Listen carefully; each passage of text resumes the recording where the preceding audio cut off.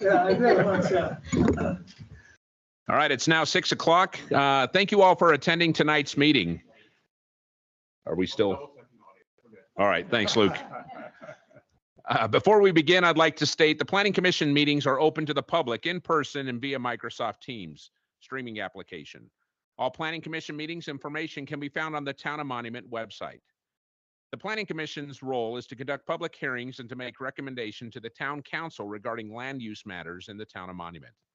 Each commissioner agrees to a non-partial, objective, and fair review, which includes no prejudgment of the projects. Should a commissioner wish to disqualify him or herself of any conflicts or for any conflicts of personal or financial interest in this matter before us tonight, please say so now.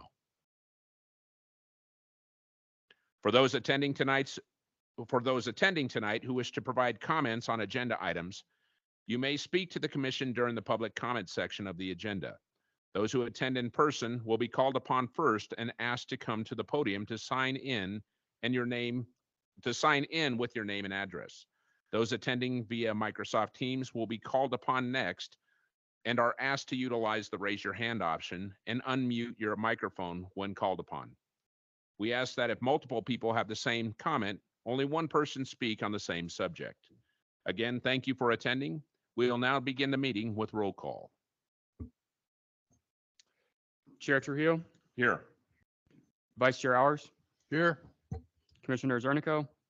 He noted that he was going to be absent. Commissioner Green. Here. Commissioner Egley. Here. Commissioner Collins. Here. Commissioner Peck. Here. And then Commissioner Chad Smith is online. Present. Yep. And then Commissioner Needler is not here. Thank you, Luke. All right. Mhm. At this time, obviously, we have Commissioner Chad Smith as an alternate commissioner, and we'd like to, at this point, Chad, we'd like to appoint you, obviously, and you're hereby appointed as a regular member for tonight's meeting. First off, thank you for attending, and welcome to the Commissioner Board. Thank you, Chairman. At this time, folks, what I'd like to do, we will stand and have our Pledge of Allegiance.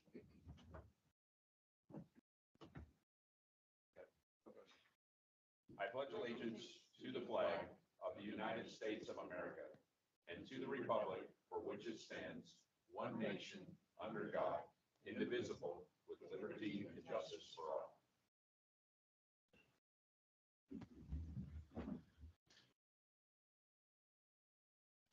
Next item, if we could, approval of the minutes. If I have one of the board members identify if they can approve the minutes. Collins moves to approve as presented. Do we have a second? Second. Chair Trujillo. Yes. Vice Chair Hours. Yes. Commissioner Peck. Yes. Commissioner Zernico. Commissioner Green. Yes. Commissioner Egley. Yes. Commissioner Collins. Yes. Commissioner Smith. Yes. Okay. And that passes 7-0. Perfect. Thank you, Luke. The next item on the agenda, we're going to go ahead and push the presentation, Sheila, till next opportunity we have for Commissioner Chris Wilmemley. That's correct. He was going to try to make it tonight, but he obviously hasn't been able to. So we will put it on the June, whatever date that is. Yes, meeting. ma'am. Yes. Thank you very much. If he shows up. Yeah, if he does show up, we'll go ahead and adjust if that's okay. But yeah, with the weather, I'm sure in his vehicles, we'll take care of that at a later time if we need to. Public hearing and recommendations. Staff will now present items number 4A through 4D, and this will be the first item on the agenda, and I defer to staff. Thank you, Commissioner Trujillo. Chair Trujillo. Yeah, let's keep going.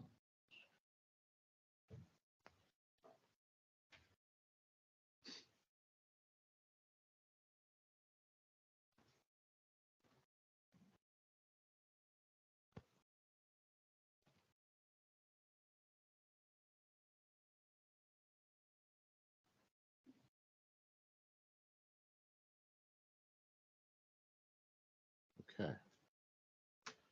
All right, this presentation is concerning 705 Baptist Road, Monument Ridge, PUD. This is a preliminary final PD, Lot 5B, and this is a final PD presentation for a retail paint store. Just giving us some higher level context. Obviously, we're all at Town Hall this evening. The particular applicant and site is down at 705 Baptist Road. This is down towards the southeast end of town. Site, and specifically speaking, is the project site is located on the south side of Baptist Road, east of I-25, between AutoZone and the Lutheran Church there on the south side of Baptist Road. Again, as I had said, this is a 705 West Baptist Road final PUD plan.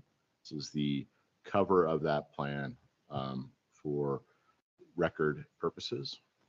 It's the site plan related to that PUD plan proposal. Basically, the request is by WDG Baptist LLC for a 705 West Baptist Road final PUD plan for a retail paint store. The site is 0.73 acres. Again, as I had said, it's just east of AutoZone. The actual proposed use is a 4,500 square foot retail paint store. Again, it's on Lot 5B.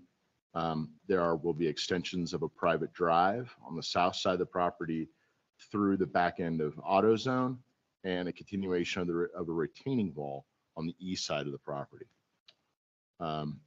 Other additional proposed items are a pedestrian connection to the sidewalk along West Baptist Road. Parking will mirror the existing layout of the AutoZone to create a cohesive transition between the two lots. The request is to vacate an existing 20-foot public utility easement on the east side of property to allow construction of the proposed retaining wall. This item is separate and will be proposed towards Town Council later on the June 5th. It's not a part of tonight's presentation. Existing zoning. We are Monument Ridge replat number 4. It's a PUD. This is for, again, for the retail paint store. From the north, we have Jackson Creek Market Village replat number 1. There's gas, fuel, dentist, uses such as that. The south, we have Monument Ridge Apartments, which is a part of this PUD, residential multifamily. To the east, we have Chaparral Hills replat, Lot 1 of lots 45 and 46. Again, this is a PUD for a religious assembly that's referring to the Lutheran Church. And to the west, we have the Monument Ridge replat number 4 PUD, retail AutoZone. Looking this over, the proposed uses of a retail paint store for the Monument Ridge PUD is a permitted use by right. Some history on the entitlement process to where we got to today.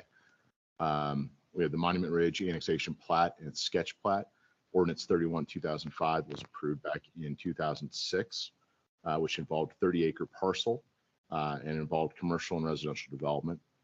We had the Monument Ridge preliminary final plat that followed that in 07, Ordinance 02/2007.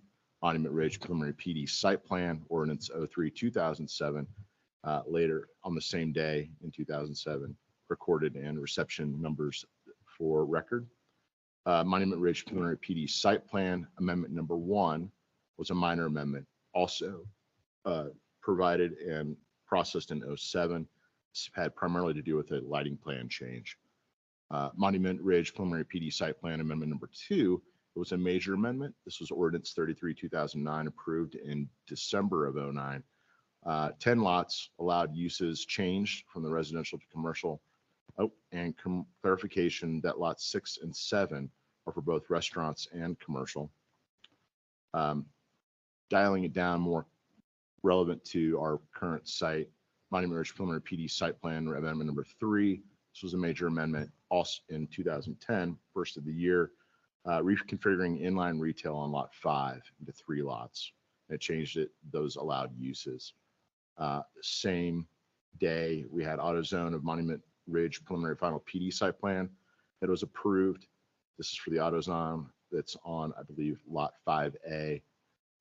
And then we have Monument Ridge replat number 4, which subdivided the lot 5 into the 3 commercial lots for future retail buildings, creating lots 5A, 5B, and 5C. 5B was what we're talking about this evening. Staff's looked over the full submittal, and we believe that all of section 1803 460 final PD review approval criteria has been met of all 9 and subcategorical items. Looking at the comprehensive plan, its designated future use is commercial center. The comprehensive plan defines CC, commercial centers, as areas for uses that provide goods and services for the region and traveling public, entertainment complexes, including theaters and indoor recreation, lodging and meeting facilities, large specialty retail establishments that people will drive distances to shop, and uses that generate a high number of vehicle trips. The proposed uses of a retail paint store for the Monument Ridge PUD is in general conformance with the FLUME, or the future land use map, according from staff's review. Looking further into the comprehensive plan and looking over goals, intent, opportunities, and policies of the plan, and goals, first goal that's stated is a trail sidewalk system connects the town's parks and open space and can be used for both recreational purposes and by those wishing to walk or bike to school or both sides of the I-25 freeway. In the applicant's narrative, they mentioned the proposed project includes a pedestrian connection to the sidewalk along West Baptist Road. So they are contributing to that continued connectivity. In terms of intent statements from the plan, strive to create a sustainable balance of residential and non-residential uses that provide a range of housing and employment opportunities for the residents of Monument, continue to provide a wide range of commercial activities within town limits to serve the regional trade area. Staff's review of that and our interpretation is that the proposed retail paint store contributes to a balance of non-residential and land uses for the town, broadening the availability of services, the available commercial goods, and job opportunities for the community.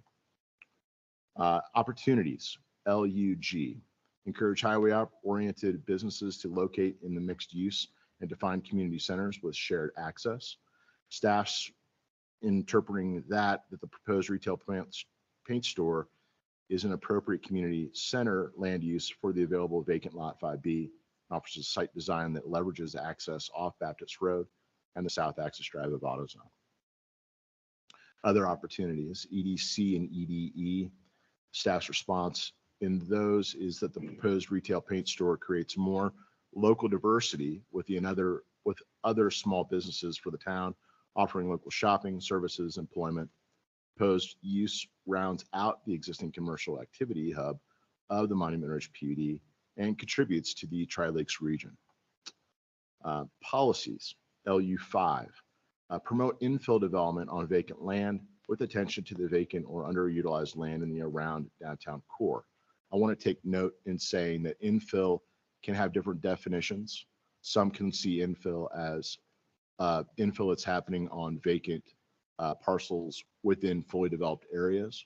This is lot 5B of an area that's almost fully developed. So in a sense, we are infilling remaining vacant lots, and that's how staff interpreted that particular policy. Traffic study. This particular use is anticipated to have 36 daily trips. It does not exceed the study's numbers, meaning that the traffic report that was done prior to this use coming on board was actually anticipated a much more intense use on the lot. And so it anticipated more traffic than what this particular use is anticipated to bring. And so therefore no negative impact is anticipated from a traffic perspective.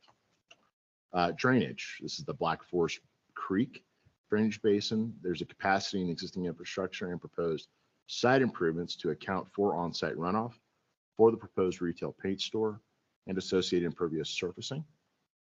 Utilities, there are will serve letters for Triview, Black Hills, and Mountain View Electric.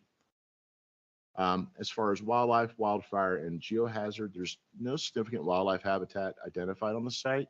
Again, this is a pretty well-developed commercial area, so this is just an empty vacant lot. There is a low at-risk rating for wildfires for the same reason. In terms of geohazard, a lot of the area is what's common of a condition in terms of soils. There's low to moderate risk of slab movement. Recommendations in the plan ask for construction to consider straight shaft drill piers or shallow spread footings when building the proposed paint store building. And they just ask that as construction goes through to have maintained positive drainage and consider a perimeter drain around the property as well.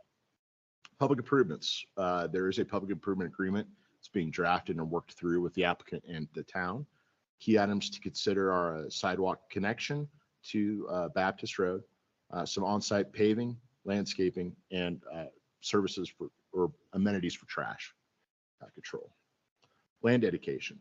In terms of school and park, there's really no applicability here. The proposed use is not applicable for land dedication because it's not residential in basis. And then from a park standpoint, it's in the Triview Metropolitan District. And so it's not an applicant that we as the town will ask for park fees. Public notice was provided, Gazette, and on the property on the 25th, as well as mailers were done within 500 feet on the same day. No letters of opposition or agreement were received. And so with all of that recommendation from staff, we feel that it's consistent with all the applicable zoning standards, adequately addresses the criteria in sections 1803, 460 of Title 18 Town LDC. It's generally consistent with the comprehensive plan. And so we recommend approval. And therefore 705 West Baptist Road final PUD plan. It's based on the findings that the proposed final PUD is in conformance with the review and approval criteria as outlined in the Town of Monuments Land Development Code. Questions? We do have the applicant here tonight as well to answer any questions if you'd like. There wasn't a presentation planned, but he is here to answer any questions you may have. Great. Thank you, Jeff. Welcome. At this time, we'd like to go ahead and open it for public comment. And then after the words, then we'll go ahead if they have any questions and if you have any rebuttal remarks that would be addressed if as necessary. Is there anybody in the room here that would like to make any comments, public comments? None in the room. Luke, is there anyone online, please, sir? I'm not seeing any, but if you're online and you'd like to speak, just raise your hand. I'm not seeing anyone. Thank you, Okay. Luke. At this time, what I'd like to do, obviously, we're going to close the public comments. And now we're going to go ahead and open this up to the commissioner questions and comments, please. Commissioners, if we have any questions, please. Mr. Chairman, this is Commissioner Eagley. I had a couple of questions for the applicant regarding two items. Site lighting. Wanted to see what type of, I'm looking at your spec sheets here on the lighting, particularly the pole lighting, and how close that's going to match up to what already exists at AutoZone, Walgreens, that type of thing. Obviously, AutoZone was built more than 10 years ago, so LED lighting changes pretty quickly, so the fixtures are going to look quite a bit different. So if you can address that for us. My name is Mike. I'm with Wall Development Group.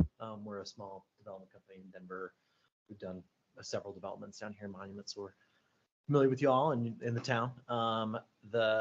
So I don't know if I have real great answers for you. I actually visited the site earlier today, and I noticed that there's 3 different light pole types in the center. Actually, I thought that was kind of odd. We did get approval from the overall shopping center, which do have some design standards, but we didn't get any feedback on the pole lights themselves. So I don't know which of those that they match, but I can definitely look more into that and get back to Jeff. Yeah. And then can you address the common area maintenance in terms of the streets? Who's going to be maintaining that in the long run? Yeah, so the property owner, which is currently us, will maintain it. Yeah, so it's going to be a property owner responsibility, not a responsibility of the tenant.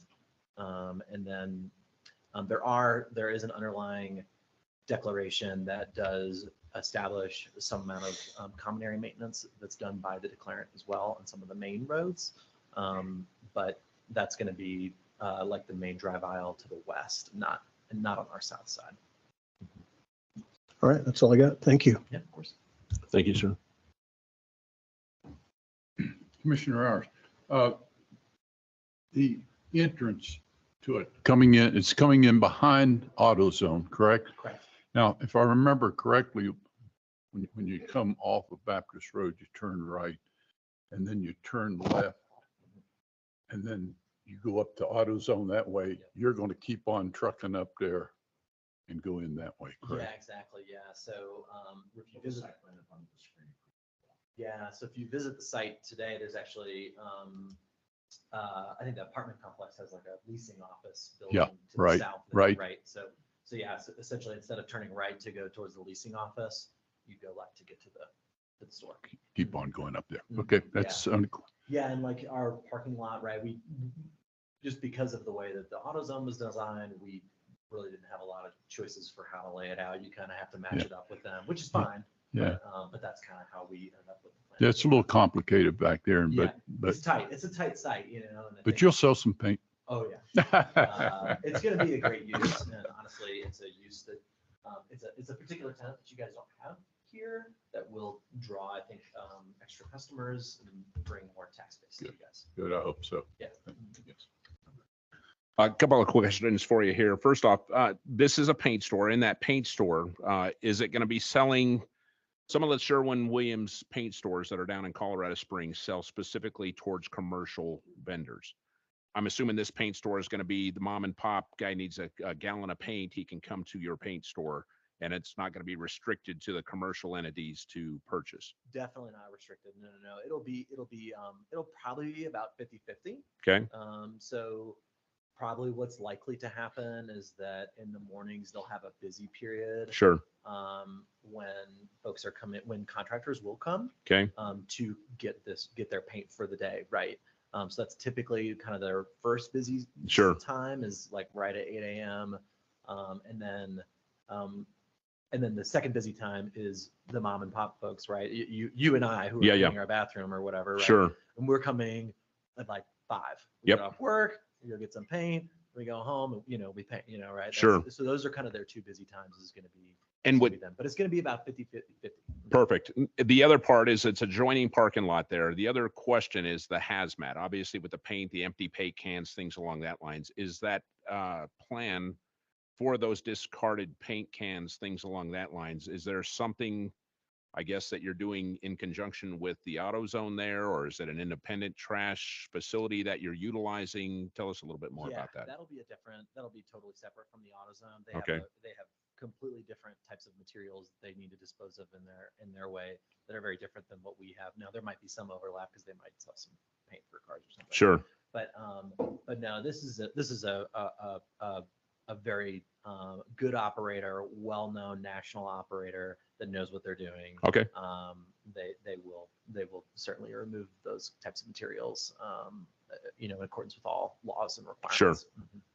Okay. No, that's all I had. At this time, thank you very much. Appreciate your time. Any other questions, comments? Leave it to the commission for a motion to vote, please. Commissioner Green, I move that the planning commission recommend approval of the 705 Baptist Retail Paint Store final PUD. Based on the findings that the proposed final PUD is in conformance with the review and approval criteria as outlined in the Town of Monuments Land Development Code, Section 18.03.460. This is Commissioner Egley. I second the motion. Chair Trujillo, Yes. Vice Chair Hours, Yes. Commissioner Peck, Yes. Commissioner Green, Yes. Commissioner Egley, Yes. Commissioner Collins, Yes. and Commissioner Smith. Yes. That motion, it passes 7-0. Thank you, sir. Next item on the board here will be the public hearing. Again, going to defer back to you, Jeff, and this will be for the HPR Development LLC for the preliminary final plat known as Home Place Ranch, filing number 3.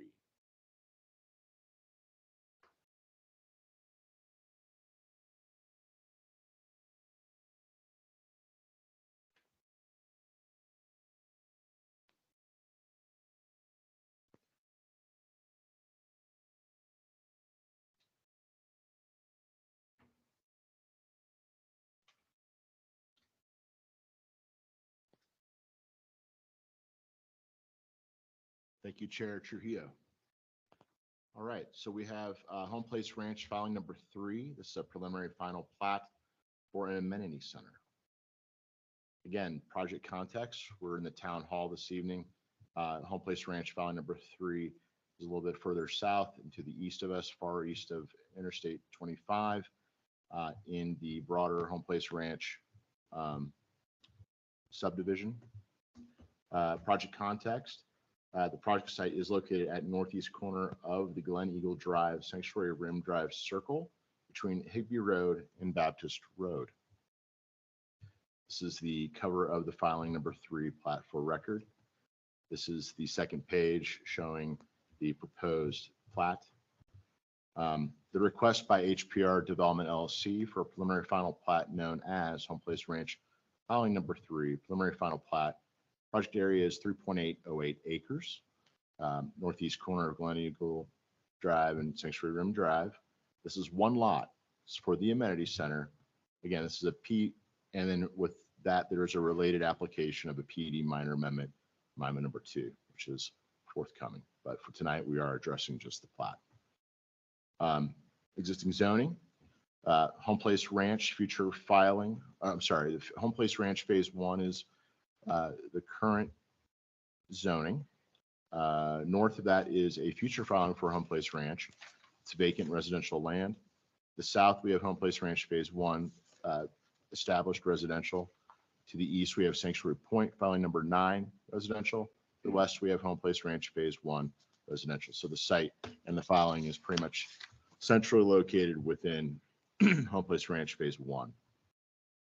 Some history on the entitlements for this. We have Home Place Ranch sketch plan approved back in 2006. This is a PD sketch plan for 431 acres of parcel of land. It proposed 990 units of a gross density, 2.3 units per acre. Following that was Home Place Ranch phase 1, preliminary final PD site plan. Ordinance 2019 approved in November of 2019. Again, this is for approximately 130 acre site. 300 single family lots were what were proposed, along with public rights of way, drainage, utilities, and open space. Since those movements following number 1 has come through and been approved in October of 21, filing number 1 had 75 single family lots. Filing number 2 also came in October of 21. That was for an additional 67 lots. Since then, Home Place Ranch phase 1 preliminary final PD site plan minor amendment number 1 was approved in December of 21.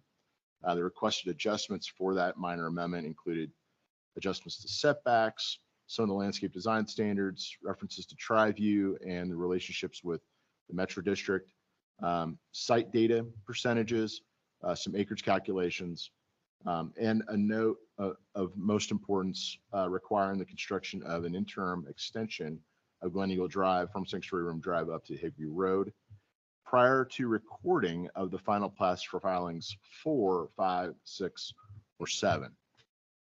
Filing number 6 had come through as a resolution 14/2023. It was approved for 10 SFDs or 10 single family detached lots. It is approved, yet it is pending recordation with requirement of an outstanding pedestrian improvement for safety along the interim extension of Glen Eagle Drive from Sanctuary Rim Drive up to Higbee Road. The pedestrian improvement in question being primarily sidewalks. Staff has looked through this application, put it up against Section 1802, 250 preliminary plat review approval criteria. Staff has come to the agreement that all 9 of the criteria have been met and their subcategories. Same is also true about the final plat review and approval criteria of section 1802, 260. Staff finding all 10 and sub criteria met by this application. Comprehensive plan review. Designated future land uses, single family detached and public parks and recreation. First, the single family detached. Comprehensive plan defines SFD or single family detached as one dwelling for a single household on a lot. And the characteristics include amenities that are encouraged. So being relevant with this application for an amenity center. Parks, recreation, open space, open lands, and trails designation. The plan defines PR as areas for parks, public recreation, facilities, trails, playgrounds, and plazas, drainage ways and floodplains, open space, including public lands, dedicated open space and conservation easements, along with resource areas, including wildlife habitat, forested areas, aquifer recharge areas, water supply basins, and lakes.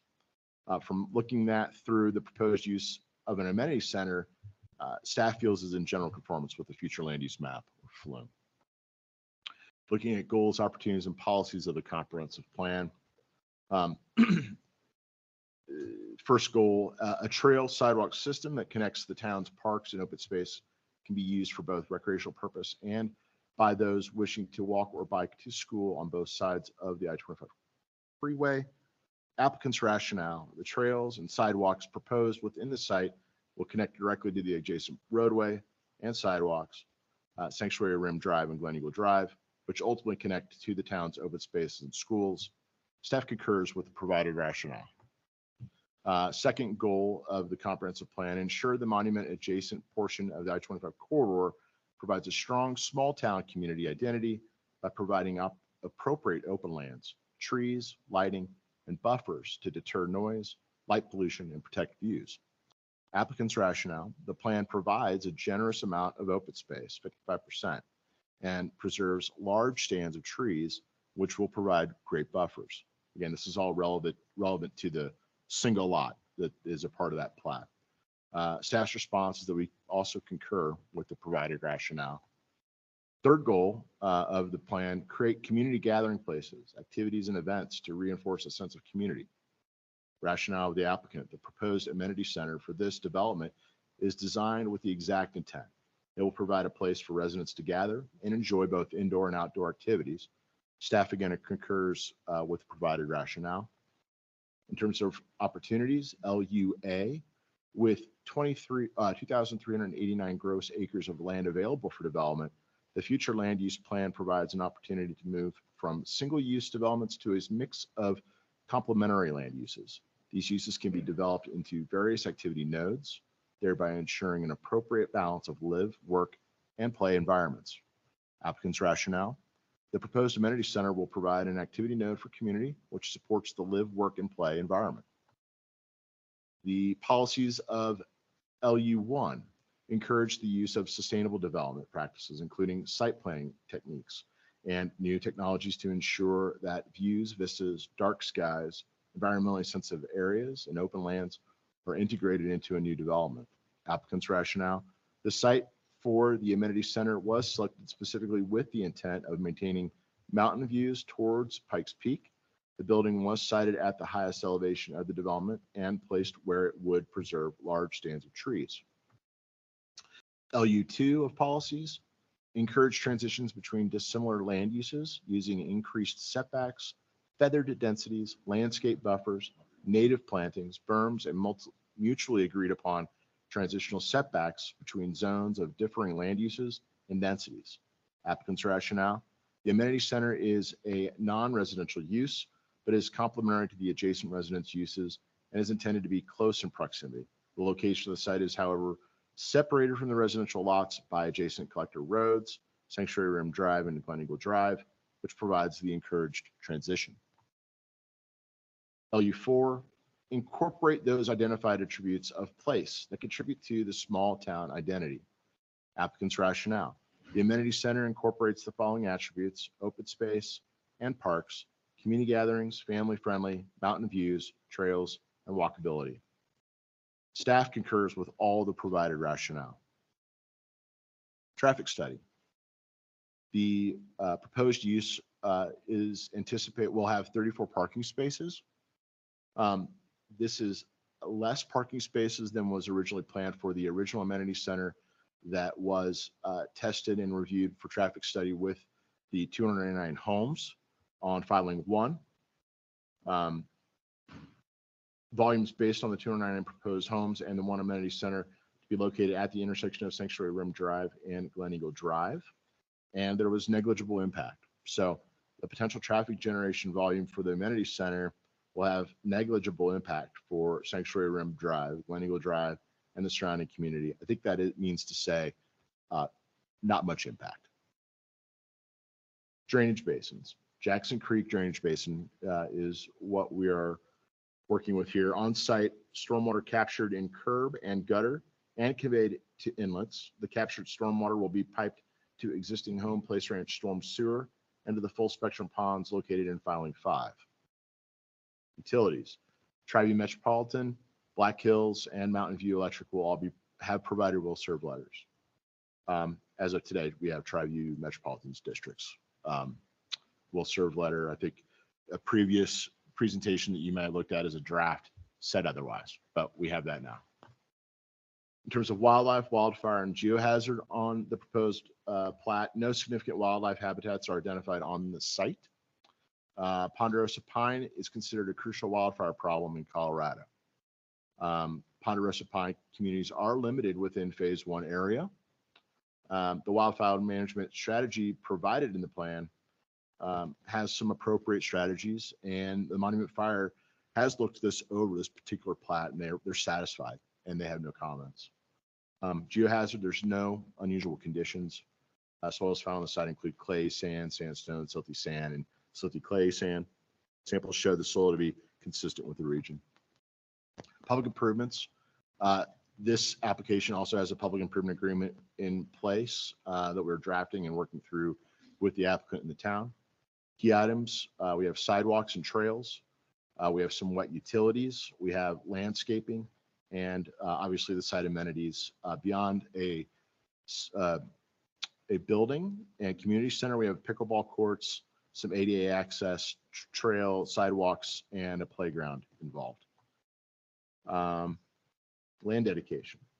This isn't residential in the sense that it's not a home. So there is not an applicable land dedication for schools. And this isn't Tri-View again. So this does not have a park dedication or fee to it either. Public notice was provided on the 25th for all 3. No letters of opposition or agreement were received. There's some outstanding items. Let's walk through them for you.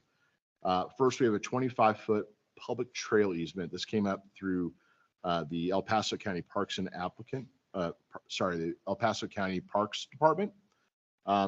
Basically, there's a need for a realigning of the Jackson Creek Primary Regional Trail along Glen Eagle Drive. The realignment that's being proposed addresses trail realignment with a forthcoming 3rd amendment. That's what the applicant, I'm sorry, let me start over with that. That's a little confusing. EPC and the Parks and applicant met. They discussed and agreed to a realigning of the Jackson Creek Primary Regional Trail along Glen Eagle Drive. This is to avoid PMJM, which means Preble's Meadows jumping mouse habitat occurring in areas where the trail alignment had been previously envisioned. The applicant would like to address the trail realignment with a forthcoming 3rd amendment, not directly associated with this plat application. Staff agrees with that, even though we haven't stated that explicitly in the slide. El Paso County Parks requests an agreement is not set in stone due to the potential impacts to Higbee Road design that may impede this proposed solution along Glen Eagle Drive. So all parties involving Higbee in addition to Glen Eagle are in this conversation right now, and they need to agree for that realignment to happen. El Paso County and Tri-View are communicating about the proposed realignment, if you had any question about that. Other outstanding item, Colorado Parks and Wildlife Wetland. So the Prebles Meadow jumping mouse habitat is in the broader region of the broader filing. There's some lingering comments with that. There's a 404 permit that's already been issued. The CPW has some recommendations that really apply more for construction documents at the construction document phase and during building. So it's not necessarily relevant for the plat, but we wanted to bring it up here for transparency's sake for our meeting tonight. Staff's included these comments to active review of the current CD applications with the town. Final outstanding item we had, I think on a previous PowerPoint, we had MVEA and TriView listed. I just mentioned that TriView, we had their will serve letter. However, we do have some outstanding conversations that are happening with MVEA regarding their utility easement comments, which we can let the applicant address that or answer any of your questions about that here in a minute. So with all of that, staff's recommendation, we feel that it's consistent with the applicable subdivision standards. We feel it adequately addresses the criteria in sections 1802, 250, and 1802, 260 of Title 18 Town LDC. It's generally consistent with the comprehensive plan. There are currently, that's a misquote, it's currently one outstanding item of the MVA utility easement request. And so staff's recommendation is approval with condition regarding that MVA utility outstanding conversation. And so Home Place Ranch filing number 3, preliminary final plat, based on the findings that the proposed preliminary final plat is in conformance with the review and approval criteria as outlined in the Town of Monuments Land Development Code, accepted for the outstanding item listed above. And with that, that closes our presentation. We do have the applicant here, and they also have a presentation that they'd like to share. Very well. Please, sir.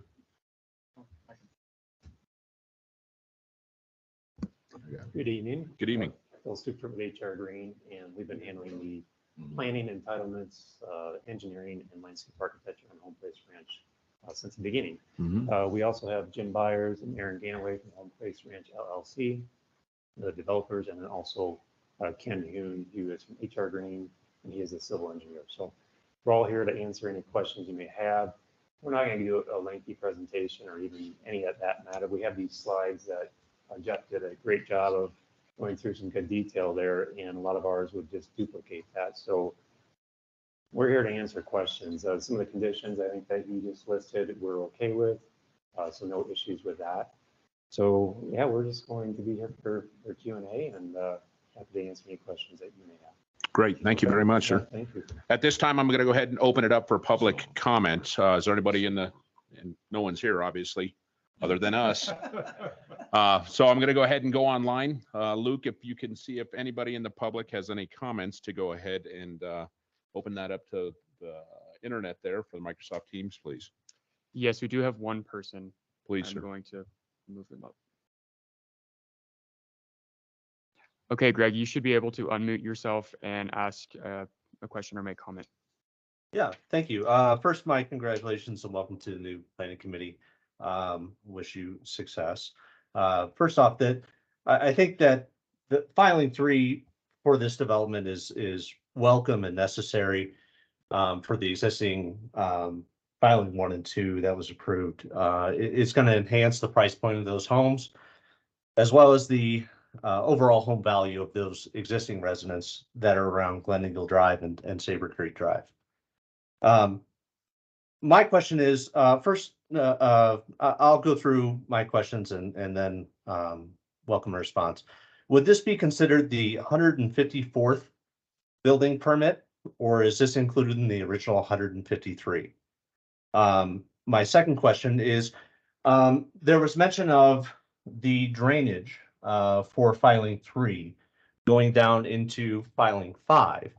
Is the drainage infrastructure as well as the detention basins in filing 5 completed, or what is the estimated time of completion for those? And will filing 3 be completed before then?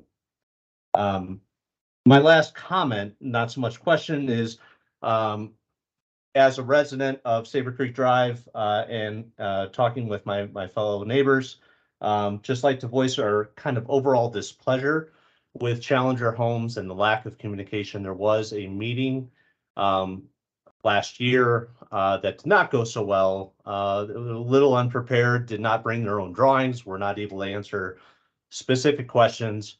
So we were promised better communication. We didn't quite get it. We haven't seen it since then. We would like to see it. We would like to add our input as the existing residents and this major construction going on around us. We'd just like our voices heard. So that would be my last comment. Thank you. Thank you, sir. We would leave that with that. Obviously, that was our last public comment, correct? I offer you all, if you want to make a rebuttal to any of the comments in which you had stated.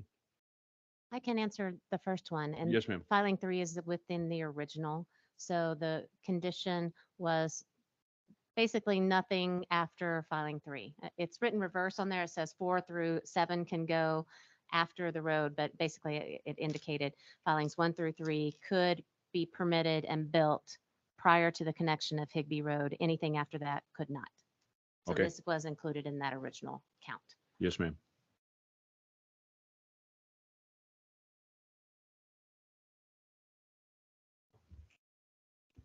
Good evening, Ken Hume with HR Green. I thought I'd address the question on the drainage. Yes, sir.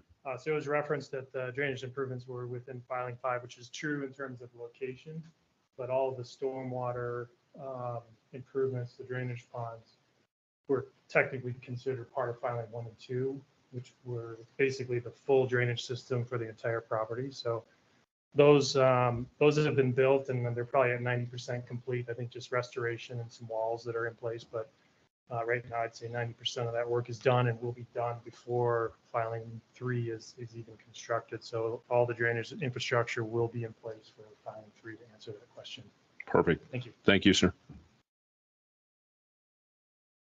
I guess the last question that was still open that he had mentioned was filing, what was it? Was it 154 versus 153? Is that all inclusive?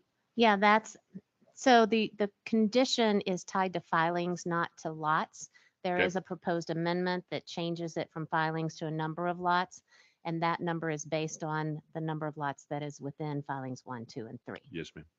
Thank you. All right. At this time, I'm going to close public comment. Thank you very much for your comments, sir. Would definitely appreciate that. And at this time, I'm going to go ahead and open it to commissioners' questions and comments. Kathy, please, sir. Yes, ma'am. Will this center just be open to the residents of Home Place Ranch?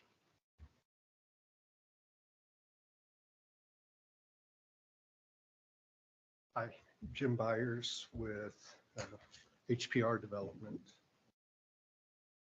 Good evening, Jim. Thank you. Good evening to you. To answer the question, actually, because it's part of the Metro District, it's required to be open to the public. So anybody that's in the monument footprint essentially would have access, although outside of Home Place Ranch, it would be essentially a membership. Will there be a membership fee? Yeah. I want to learn how to play pickleball. But, You might be able to sneak onto the courts without I anybody. have a quick question for staff. This is kind of peculiar to me. Why wasn't this plat part of one of the housing filings? This seems like so much work for staff to have had to review this as opposed to it being part of something bigger. I can't answer that, but I can tell you that the PUD amendment that's in place is really minor modifications to the location of the site, to the amenity center itself. So it is actually helpful to have the two running concurrently so we can make sure everything jives as far as utility easements and the location of that.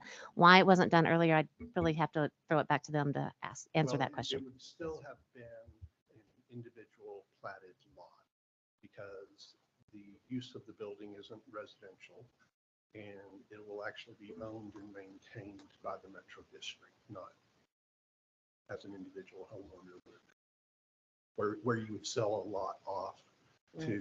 somebody to build a house. Okay. Thank you. Please. This is, excuse me, Commissioner Egley. I just had a few questions for you. I know they kind of generally describe some of the amenities that are going to be offered at the facility, but can you describe in more detail besides the pickleball courts that you might be offering there? So for the exterior, we would have the trail system that's part of the overall site plan, pickleball courts, and playground. Inside the building, it's more of a gathering space. So there's kitchens, there's community rooms, conference type rooms that could be used. Patio system that's facing west. So basically you see the Academy, Pikes Peak, the whole, that whole section, Front Range. Yoga and fitness are part of the interior uses as well. And then what do you anticipate the hours of operation to be? That'll be driven in part by the management company. So right now we're looking for the Y to potentially manage it. So what they would do is base it off of their staffing. And then of course, the number of buildings as the community gets built out and the use demand increases, the hours would also. And then you talked about the connection with the trail system. Obviously, concern is it's kind of at the confluence of Sanctuary Point Drive and Glen Eagle Drive, I think. A lot of vehicle activity, but a lot of young kids trying to get to that facility possibly, and some other adults. But I just wanted to ensure that there was adequate safety crossing into that area. Yeah. The intent will be, that it's as safe as possible, meeting any criteria that the town would have to establish that, crosswalks, et cetera. Controlling speed of drivers is definitely something that feels like a concern. In part, the roundabout helps slow that down. Yeah. But, it's always out there. Sure. So signage is going to be our best advocate for controlling that. Okay, thank you. Please. Good. Yeah, please. Go ahead. I'm not sure who wants to address this. So if you go back to slide 30 with the outstanding items, can you just explain that to me in layman's terms? The whole, or bullet items. Yeah, I'll go back.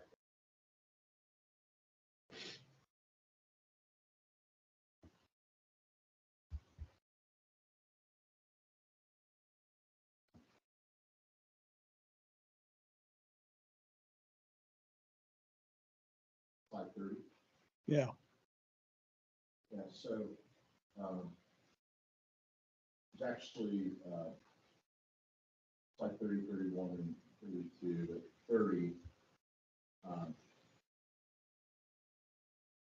So El Paso County Parks and Applicants met and discussed and agreed to a realigning of the Jackson Creek primary regional trail along Glen Eagle Drive. Sorry, my mic was off. To avoid Prebble's Meadows jumping mouse habitat occurring in the areas where the trail alignment had been previously envisioned. So there had been trail master's plan that had been created prior that had envisioned that trail going through some habitat area. But the applicant, I believe, recognized that that was troublesome. And so they wanted to be proactive, I think, and work with, since the El Paso County Parks Group has brought up, hey, we still are expecting this trail to come in. Where does that happen? And that triggered a conversation that they've had in the last month here about how do we resolve that promise or that issue. Yeah. Go ahead. Well, I was just going to maybe add a very good explanation. We talked with Ross Williams, who's a El Paso County Parks Director, and Jeff explained it very well, that it went through Preble Mouse, and we said, it makes more sense to continue north and Glen Eagle, get to Higbee, and then go west by the high school for that regional trail. And essentially, after many conversations, they agreed. So that's what that's. Okay. That's what that comment is for. All right. So we're all in agreement, basically. Okay. Yeah. That's good. That's what I was wondering.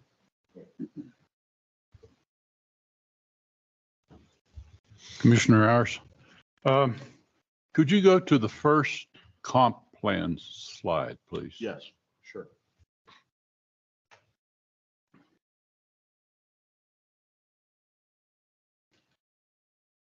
Are you referring to single family detached?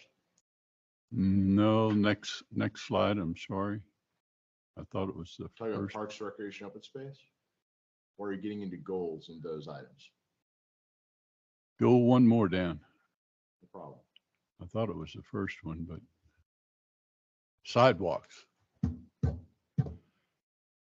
What's the status on the sidewalks? Okay, so the last time we were here, we discussed the sidewalk for filing 6 and where we're at today. Along Glen Eagle, we are forming up and preparing to pour. So that would be adjacent on the west side of filing 6. The north side of filing 6 is pending. There is a Mountain View Electric Association easement that's there that we need to get them to install their infrastructure before we build the sidewalk. So it's pending. Timing, I would say, is somewhat in BEA's hands, but let's say month to 6 weeks, something like that.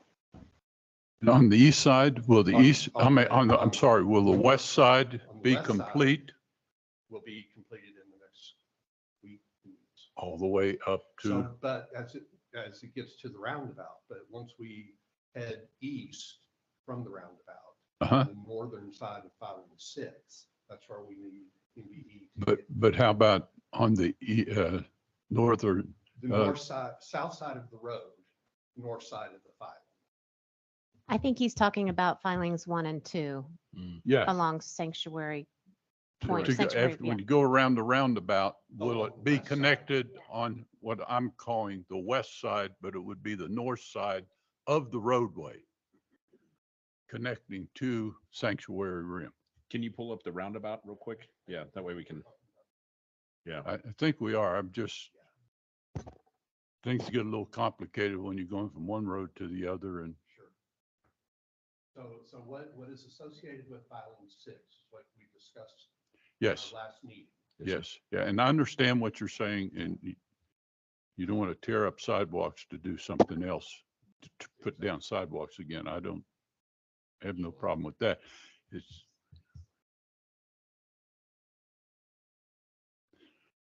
so, just to be clear, you're coming up Glen Eagle Drive, Northbound.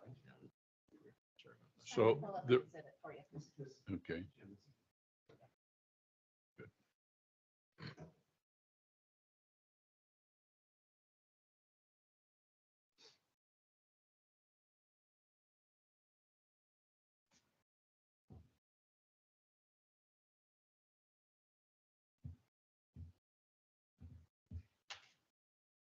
So if you can see the number 6, so Jeff is identifying number 6 there. Yep. The west side of that, right there, Right. is sidewalk that is under construction. Which would be the east side of Glen Eagle. And the northern portion of filing 6. So there you go. And then it heads into Sanctuary and would go east,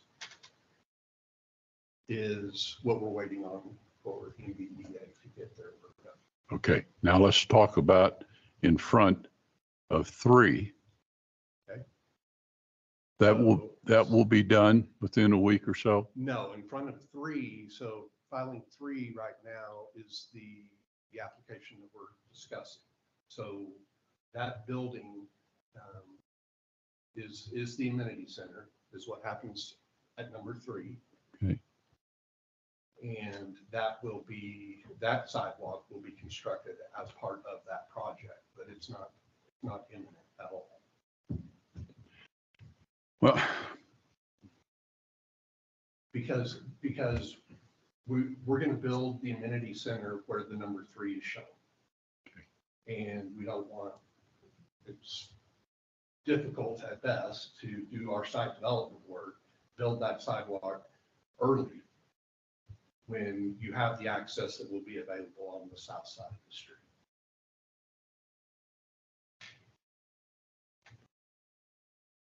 the south side of the street. South side of the street. Where is you just 506. talked about at 6? Mhm. And how soon do you think that will be in? I would say a month to 6 weeks. Month to 6 weeks. But we'll be further to the roundabout in the next 2 weeks. Okay. But again, we're waiting for NVDA to get their work completed. I just hope you understand my concern.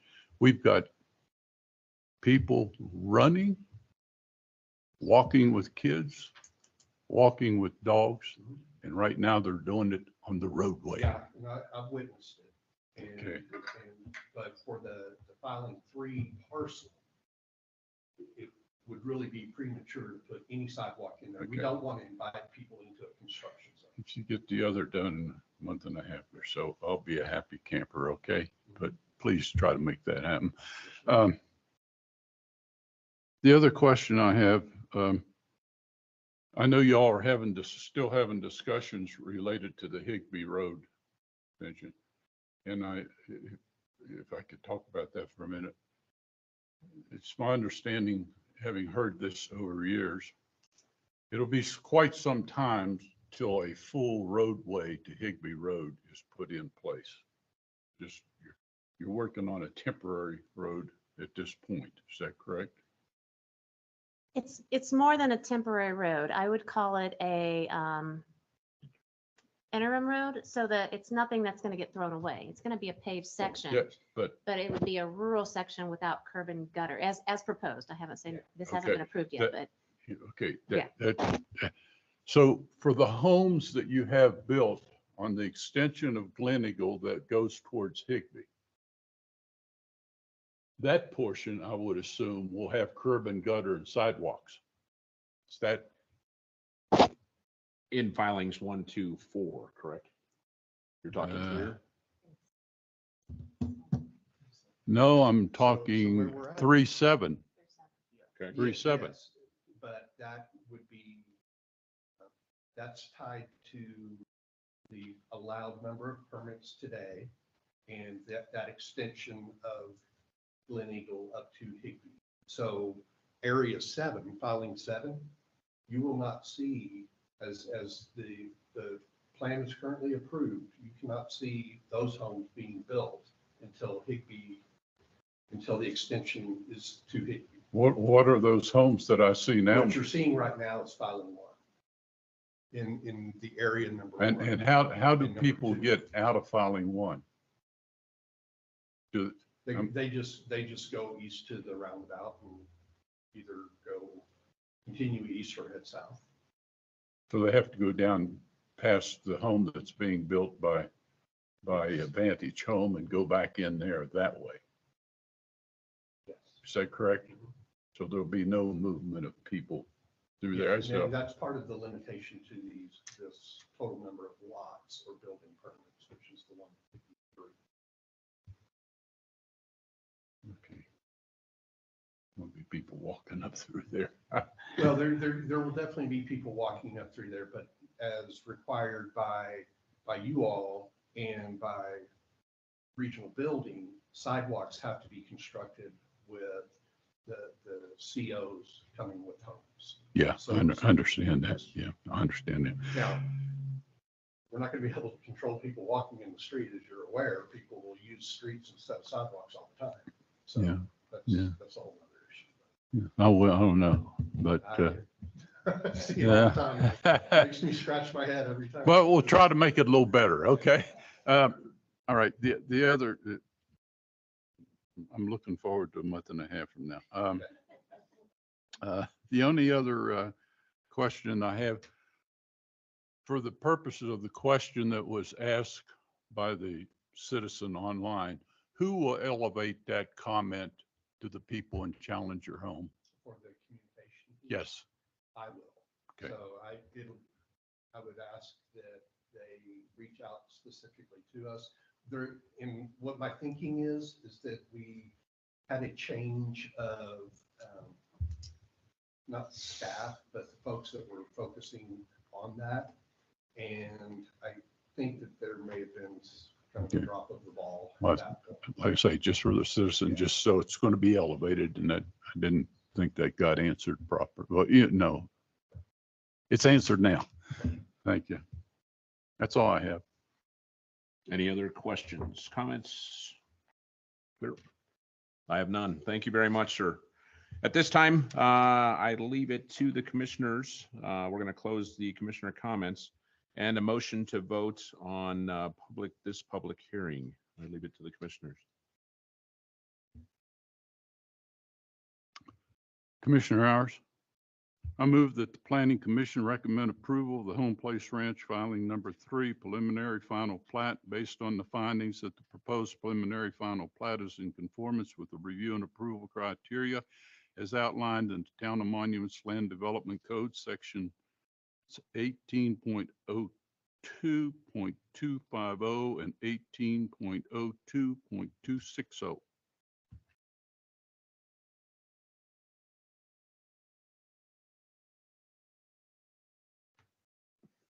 Do we want to add a condition on there as indicated in your presentation? That's your choice. Staff, when we do a review and we're preparing to put something towards you, we want to make sure that all criteria has been met. The only outstanding item is negotiations that are happening with MVEA. So we're just trying to be consistent in how we approach that. It's up to you. It's your decision. If you do, you would just say it's a resolution of the Mountain View utility easement be resolved, and then prior to whether it be town council, prior to recordation, but that puts a time frame that it has to be met by. So that would be my recommendation if you did want to include it.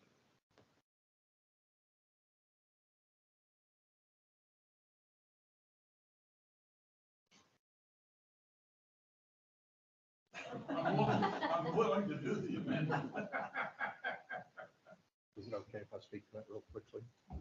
Certainly. I don't know if I'd classify it as a negotiation as much as patience. We're waiting for Mountain View Electric to just sign off on the easement that's proposed on the plat. So it's there. It's just, I don't see any reason why by the time we were back here for Board of Trustees that this hasn't been. Okay. So we'd be fine either way, but I don't know that it's completely necessary.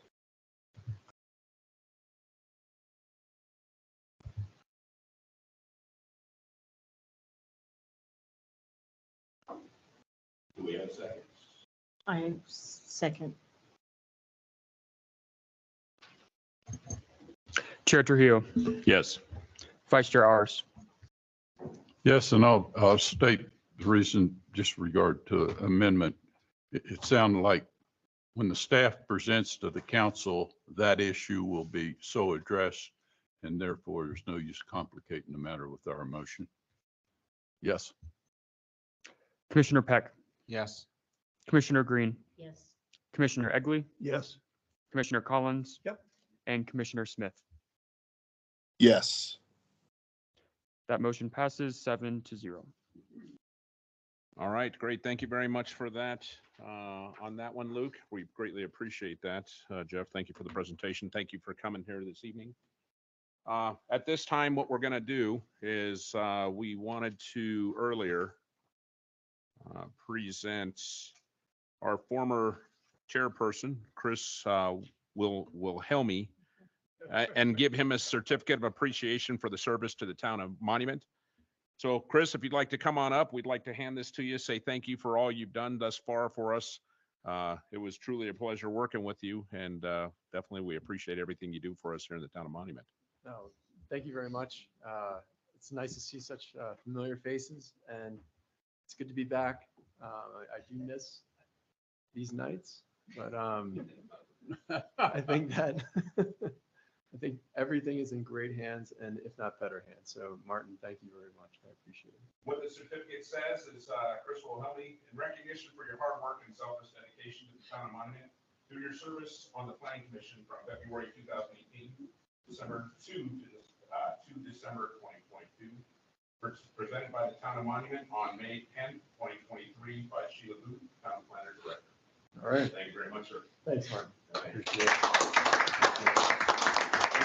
And we, May I make a and comment? I just want to jump in real quick. We will happily frame that for you. We just noticed when we got the frame, it's not very good. So if you want to leave that with us, yes, Yeah, leave that please. with us and we will get it framed for you. Mr. Chairman Arison, I'd like to make a comment. I served on this with you, Chris, the whole time you were on it.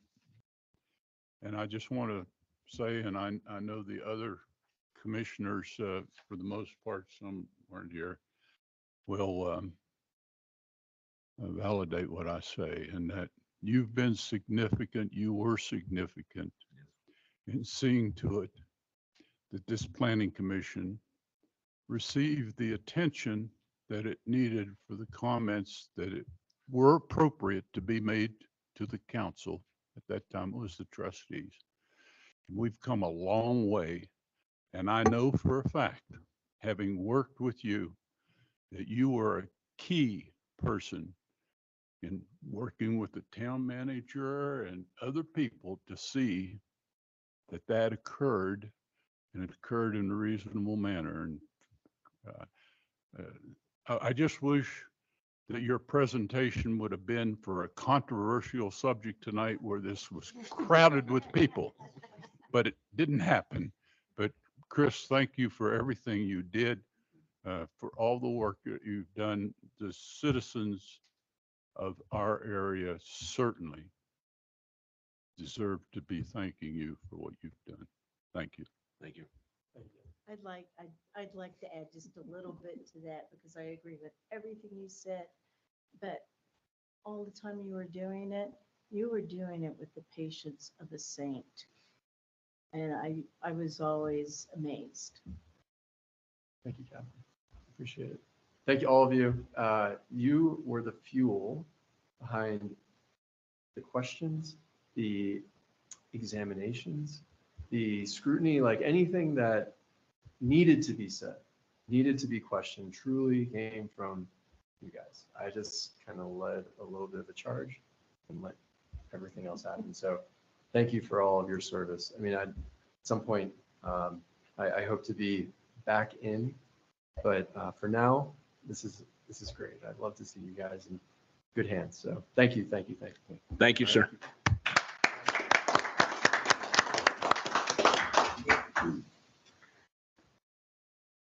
All right. You're sticking around too.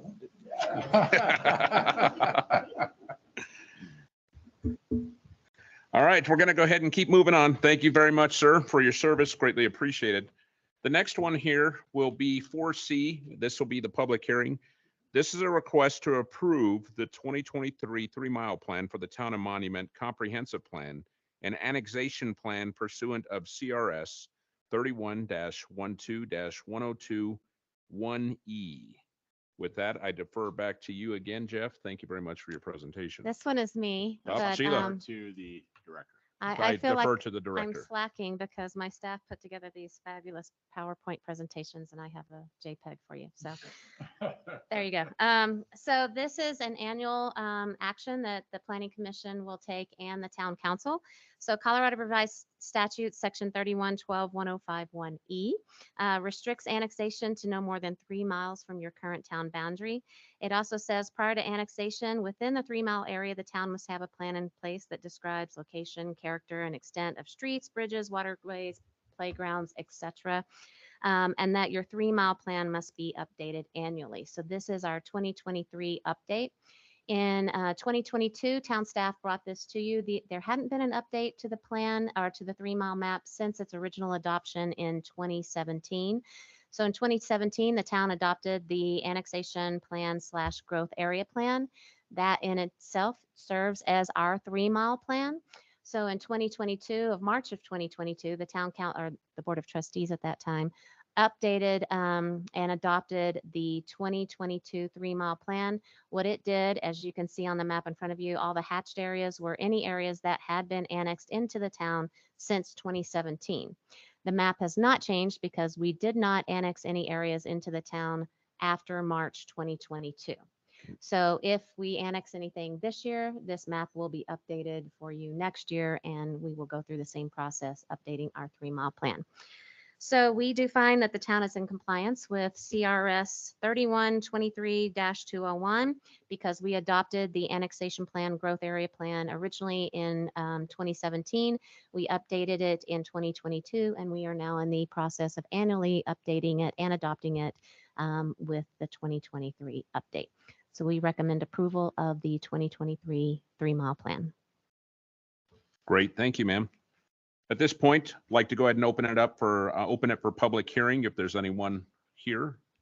No comments in the facility. Luke, if you could check to see if anyone's online. There's nobody online. I'm also going to note that the camera stopped working for some reason. So, but the audio is still going. So Okay, great. Thank you very much. No, we're going to close public comment at this point. At this time, open it for commissioner questions and comments if we have any. Yes, Commissioner Green. I'm interested in making an amendment to the plan. If I can do that, I'd like to talk a little bit about it. Yep. Title 31, when it discusses annexation, I feel like it makes it clear that when you're looking to annex somebody into your town, there are no entitlements there. The entitlements really come to developers once they're in our town. And we've had a couple of problems, I think, with annexations. And in one of them during the staff presentation, I was looking at it and it said, and I've passed this out. What it says is the town will responsibly consider all petitions for annexation of lands within the urban growth area and will not decline annexation of a property except for the extension or except for good cause. And then it gives 3 examples of good cause. I think with what I've seen happening with development around here, that gives somebody a lot of entitlement, a lot that the Title 21 does not say we have to give them. And what I've passed out is a change I would like to see made where we take out the words and will not decline annexation of a property except for good cause. Examples of good cause are, and I would like to replace that with for annexation of lands within the urban growth area, consideration shall include but not be limited to. So you're taking out the words that you will not deny them. So what you're asking to do is, in addition to adopting the 2023 3-mile plan, you would like to amend map 6 text within the comprehensive plan? Correct. Let's go ahead with that motion, but if we can't do it because we didn't advertise for it, we'll just bring it back. But if we can, if it's something that we can do without public notice, then we can take that forward to council. And actually I looked at this a few times because the wording of the resolution says the 3-mile annexation plan and the map. And is this in the comprehensive plan? Is that the 3-mile annexation plan? No, so what in the resolution, we're just amending the map itself, not the text. Okay, but the approval that was written for us is, I move to approve resolution blah blah, adopting the 2023 3-mile plan, comma, updating the plan growth area map. Right, just the map, not the text within the comp plan. So the 2023 mile plan is not this. Correct. The 3 mile plan is our map 6 within the comp plan. So when you create the annexation plan, you also have to adopt a 3 mile plan. So instead of creating a separate plan, separate 3 mile plan map, we just update our annexation plan / growth area map. So your map is the plan without a text. Correct, yes. Accompanying it. But like I said, we might be able to do it. I'd have to see how the comp I plan would was all really that. like to do this. Okay. This really concerns me. So, but what I would say is let's go ahead and if we want to include it in the motion, go ahead and do it. And then if we can, we'll carry it through. If we can't, then we can bring it back in June as a separate item. Okay. Okay? No, that was not a motion.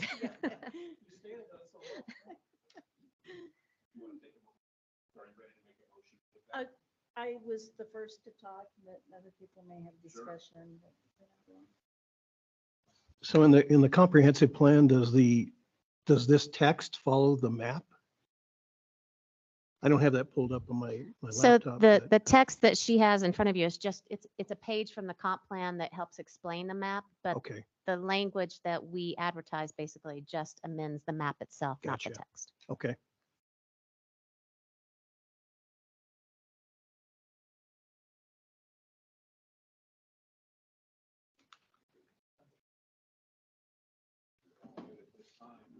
Okay, then I would like to move that the that the planning commission recommend approval of the resolution adopting the 2023 3 mile plan, updating the annexation plan growth area map as required by the Colorado State statute with the following conditions. On page 46 of 64, discussing this plan and the comprehensive plan, I would like to strike in the last paragraph the words "and will not decline annexation of a property except for good cause, period. Examples of good cause include, and replace those words with consideration shall include but not be limited to, . Second,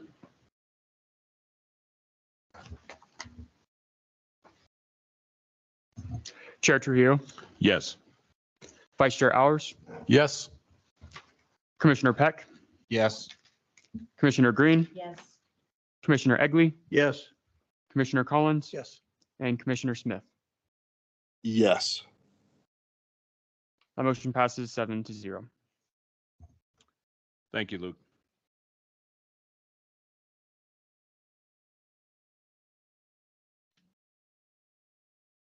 All right, moving on to the next item. This will be 4D. This will be a public hearing. This will be for the request to update Title 18 Land Development Code of the Monument Municipal Code to address encroachments in setbacks and the definition of family child care home. With that, defer back to staff. This will be Luke. Luke? All right, so this presentation is really two presentations. I split it up. For the first part will address the encroachments into setbacks, and then the second part will is regarding the definition of family child care home. So this is a background slide that you've probably seen before. As you all know, in 2021, the Land Development Code was updated and combined all of our land use regulations into one document. And we and applicants have worked with the code, and we've found some things that, slow our processes down and aren't super helpful for development and just us working. They're not super practical. I mean, these are just two of several updates that we anticipate. I think we already have more on the list for upcoming meetings, and we've already seen some. So, like I said, the first part of this presentation will address window wells. So the way we discovered this problem was window wells were being designed by home builders, and they were approved by previous staff. within easements and setbacks, but we had no idea that that was happening because they were not appearing on plot plans. I actually received a call from a home builder who was nice enough to walk through her plot plans with me. And she mentioned, oh, and there's going to be window wells, but we don't show those. And I was like, well, where are they? And then we discovered that multiple home builders were building these window wells within setbacks, which was against our code. Our existing code allows an encroachment of 2 feet into required yard setbacks, provided that they are 5 feet from the property line. And that code was not being followed. Again, encroachments into easements are subject to approval by the town, but the encroachments into setbacks, that's restricted by the code itself.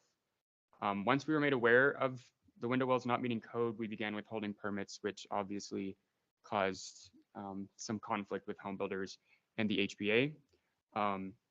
Our existing code, I know this is a lot, but this is the general requirements, which says, this talks about encroachments into easements requiring approval of the town, which you can see here with my mouse. And then this measurements and exceptions part, which talks about projections into required yard setbacks. As you can see, window wells is included as one of those exceptions. And then this last part, it says that those features may extend into required yard a maximum of 2 feet, provided they are at least 5 feet from the lot line. And the interesting part about that is most of our side yard setbacks are 5 feet. So you can encroach 2 feet, but then you can't encroach 2 feet because you still have to be 5 feet away. So it was canceling the encroachment out. Yes. So our request is updating the code to address these, where the encroachments into easements part would add window well in there. That would just allow that encroachment by approval of us still. And then the second part would actually be to explicitly state that window wells may extend into a required yard setback, a maximum of 3 feet, provided they are easily removable. So these window wells are not attached to the actual homes. They're usually like corrugated metal. And then we actually had the treated timbers or similar added by a home builder at their request because that's what they make. They're easily removable and they do not interfere with utility service. And I'll get into that later on. And then the rest of that is just changing the numbers. So as you can see, window wells is in number 1. I think that actually needs to be struck out of that one because that will not be required. I think this also needs to be struck through. I have the actual code, so we're actually going to strike through on number 1, provided these projections are at least 5 feet from the lot line. You can see I had a period there. We plan to strike that through as well, and I will get into why. So some of the research we did, we asked surrounding jurisdictions, and we compared them to what we have. El Paso County, they state that no portion shall project into any utility or drainage easement except with the permission of the agency. We kind of talked about that with home builders. They weren't, and the agencies didn't really want to have to deal with that. And the home builders didn't either. And again, I'll get into what the utility provider said about all of this, but Colorado Springs in their new code, they say that they are permitted, but not closer than 2 feet from any property line. City of Fountain doesn't address them. And then we got some information from Pikes Peak Regional Building Department about, they said that the window wells have to project at least 3 feet out from the window. So, we had thought about maybe asking home builders to make the window wells just smaller, but that's really not an option for them. Yeah, per code. So we had a huge meeting after multiple email chains. We met with the Housing and Building Association, home builders, and utility providers in the area. Feedback was also received via email. We sent out emails to everyone. Those letters and emails were in your packets. Most of the utility providers were concerned with construction within front, rear, and corner setbacks in easements, not with the easements and setbacks between structures, which is where window wells are usually built. Some of the providers asked, why don't they just put them in the back of the house? But a lot of the times, I think they said that's not feasible for the required rear yards. Yeah. So the main thing, again, they said with the corner lots, where some of the utility providers have had some issues. And then, HBA and some of the home builders highlighted the fact that our standards are a lot different than surrounding jurisdictions. And I think that's why they probably just assumed we were okay with them building them there. This conversation also, we talked to, I think Fire was okay with it. Because this in between the structures is so small, I think they have like fire code regarding walls. Yeah, it has to be seen. Yeah. So findings and outcome, our current window well standards are not comparable to surrounding jurisdictions and are incompatible with ongoing development. Utility providers are in support of the update and have communicated with home builders and developers. Again, this has been a conversation with everyone at the table. It's brought up at every HBA meeting, wondering about the status of it, and providers and home builders are there as well. And we are also now requiring window wells to be shown on plot plans, which allows me to review the encroachments properly where we weren't even seeing them before. And our recommendation is to update the 2 sections of the code that pertain to setbacks and easements. I think it's the simplest and most effective way to resolve the issue. Updating that section 12, which is the easement part, will provide clarity for home builders. That's just where we're adding the word window wells.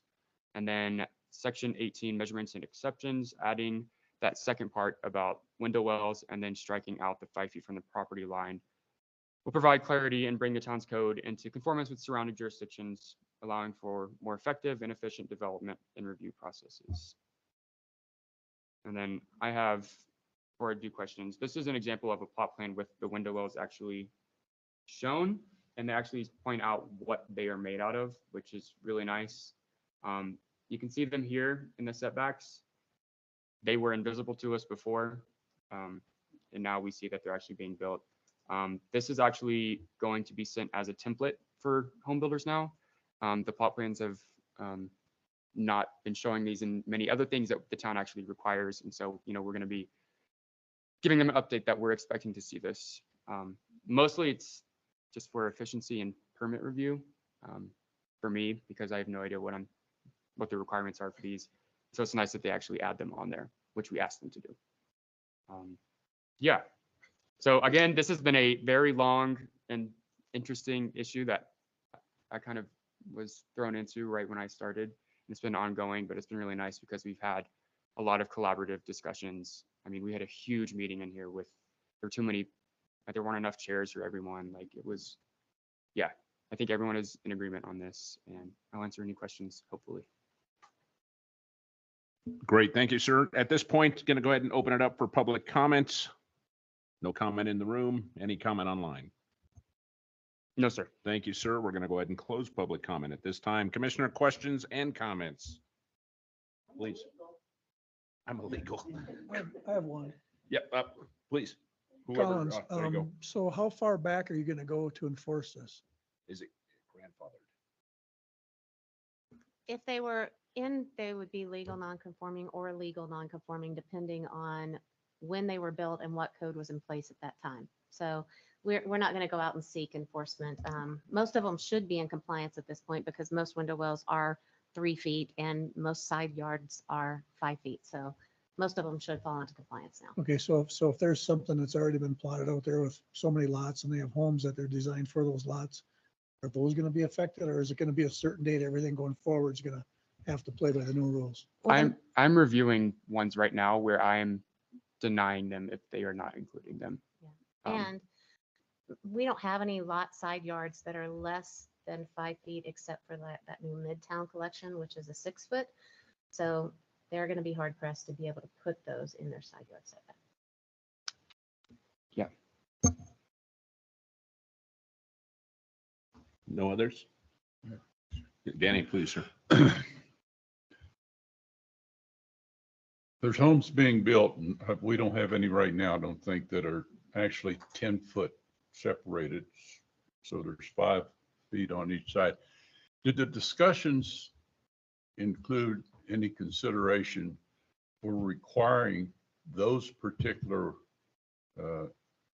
ones to be covered as part? Because people walk down between houses and you've got the big holes, you got kids that run down. I know it's the responsibility of people but it becomes a greater concern when you have 10 feet and you could have 3 feet and 3 feet and a 4-foot walkway. No, we did bring up the concern of access, and especially when it comes to fire protection, limiting the amount of walkable free space. Fire department didn't have a problem with it, but we did not bring up a requirement, or I don't know that that was ever brought up about covering the window wells for that reason. I also believe they stick up pretty far from the ground. Yeah, they do some, but they don't. Yeah. Not necessarily, depending on the grade. Depending on the grade. So that's not something that could be considered at this point in time? I mean, we can consider it. It just hasn't been proposed. It was never proposed or discussed with any of the groups. That would probably be a regional building. Standard. What? Yeah, I think that's something that would be addressed when like they submit a master plan for their houses. I mean, because we're not reviewing the elevations of the window wells anyways. You guys saw the plot plan. That's really all we look at for review. I mean, I think that's something that would have to be done prior to each individual lot pulling permits. We would have, if we were to implement that, they would just have to add that note to the plot plan that they're going to be covered. And I mean, we all know you can get the covers that they still meet the egress requirements, that they're absolutely. not locked or whatever, Well, so. And I'm certainly not talking about every window well around the house Spink, but I do have safety concerns knowing when I look around a lot of the properties that are built in Colorado Springs, and I know people walk down through there, and it's a real safety hazard. I understand they talked about egress, but who talked about safety in the process? Because you could have 2 window wells adjacent to one another, 3 feet, 3 feet, that leaves 4 feet through there. That is not very safe. I mean, it's got an egress, but for day to day, it's not very safe. I hear what you're saying. Like I said, we brought that up, especially as it pertained to fire protection and firemen coming around the house, but no other jurisdiction requires it, and the fire department didn't have any concerns raised about that. I'm just saying that was the only time we talked Yep. about it, not Yep. that the safety factor of just the normal people, us citizens walking around it, but that was really the only time it got brought up. So we could ask for a condition. That is your purview, sir. I use my purview sometimes. At this time, go ahead and close commissioner questions and comments. And I request the commissioners to identify a motion to So, vote, please. okay, so that was just for the first part of the presentation. So this is actually all into one Okay. item. Yes, So sir. this second part, so when it comes to the motion, you can reference like one part of the code if you want to change one part or the second part about the family child care home. So Okay, I'm gonna do great. the second part of the presentation now. Thank you, Luke.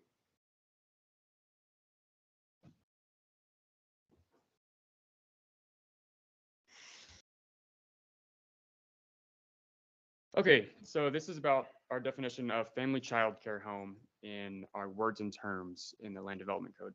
So right when we started, this was actually, I think, the first assignment Sheila ever gave me was to do a zoning verification request for a large family child care home. However, our existing code does not define large family child care homes, only family child care homes. And that existing definition is shown on here right now.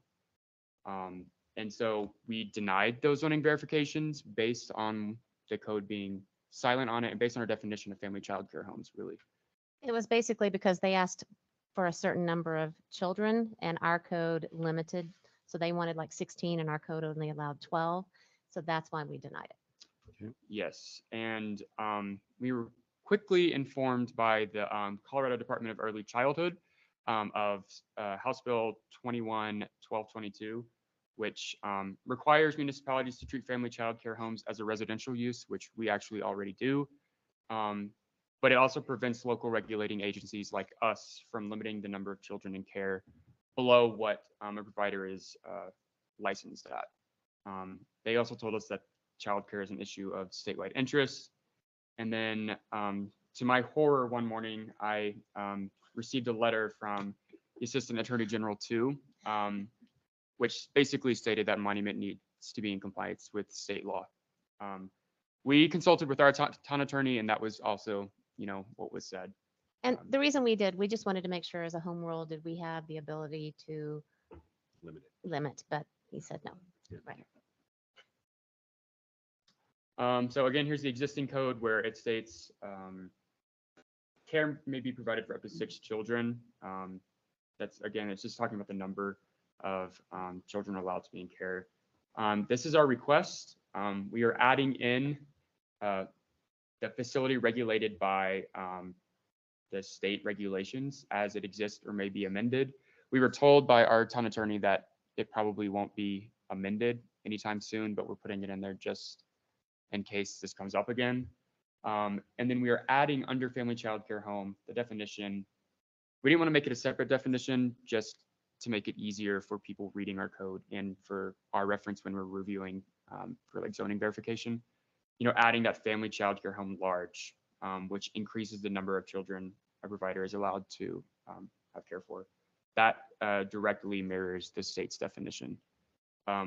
We're also wanting to add some clarification to the schedule of standard zoning district uses.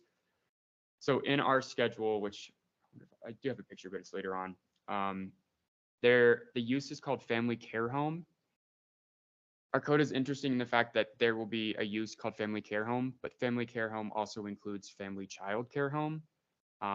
So it only says family care home, and we want to add a note that says that includes family child care home and family child care home large. I think those are really the only zoning verification requests we've had are for family child care homes, nothing else under the family care home use. So findings and outcome, our current definition of family child care home is not in compliance with Colorado state law. And, safe, abundant, and affordable childcare is a matter of statewide interest, and I think, a matter that we should care about. So our recommendation, as I said before, is to update the definition of family child care home. Yeah, there's a lot of typos in this. And the land development code, and also add clarification to that schedule of uses. Again, we think this is the simplest and most effective way to resolve the issue.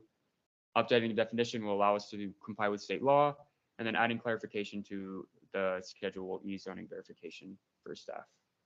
And then this is the schedule of standard uses, and this shows family care home, adding a little asterisk, and then adding a little note under here.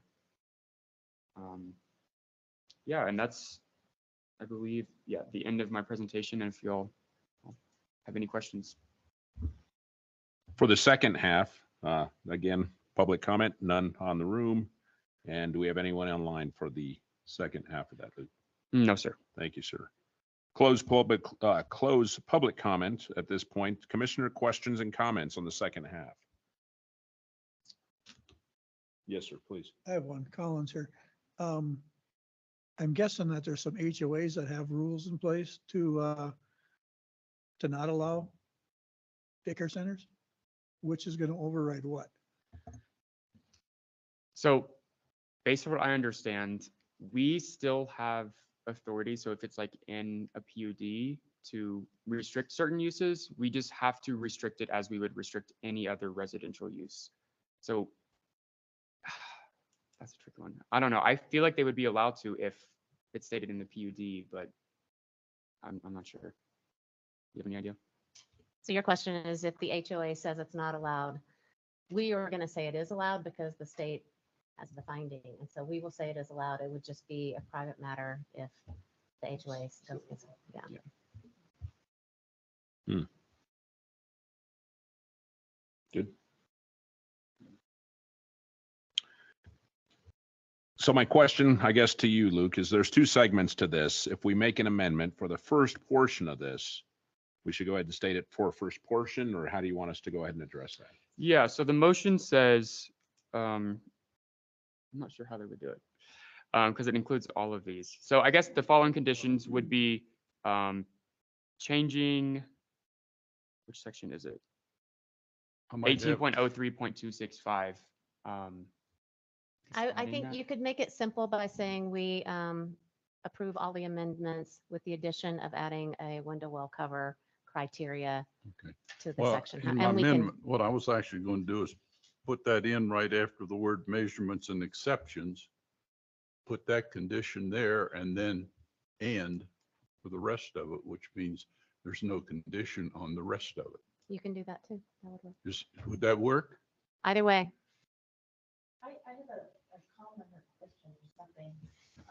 While I agree that that's a good idea and somebody needs to look into that, is this going to cause problems? Because then, for instance, I do not have covers on my window wells, although I know I need them.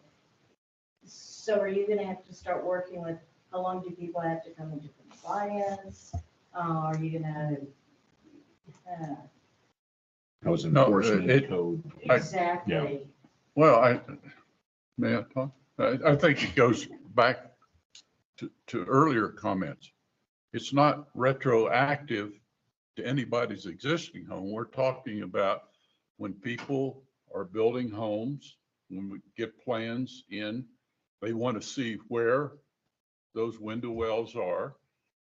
And all the condition would say, for those window wells, they should be covered if they're within that 5-foot easement. Wouldn't have anything to do with any other window wells around any house or any other window wells that have been built over the years. It's only those going forward if it in fact became reality, correct? Correct. It would be applied to all new building permits after the ordinance is in place. The enforcement part will be if somebody complains, us having to go back to see when that permit was approved versus this ordinance and whether or not they did or did not have to have a coverage. And if we wanted to go out and enforce it. There are many ordinances out there that we don't actually, proactively enforce. It's complaint based. So Collins here, I'm not sure if that's part of our responsibility I think covers are great, whether you have 20 feet or 5 feet. But I'm not sure it's up to us to tell people how to address that on their own private homes. Well, we're not telling the people, we're telling the builder. We're telling the builder that if you're going to have a 10-foot easement, 5-foot easement or 10-foot between two homes, and you're going to put window wells in there, that you're also going to cover those window wells for safety, only those, and it's not the resident. Yeah, the resident is going to end up paying for them. But if you've got level ground and you've got two window wells here, a window well here and a window well here, and then you go another distance and you got two more window wells, you've only got 4 foot, you've got a really unsafe situation. And that should be taken care of before somebody gets hurt. And then still may not get corrected. I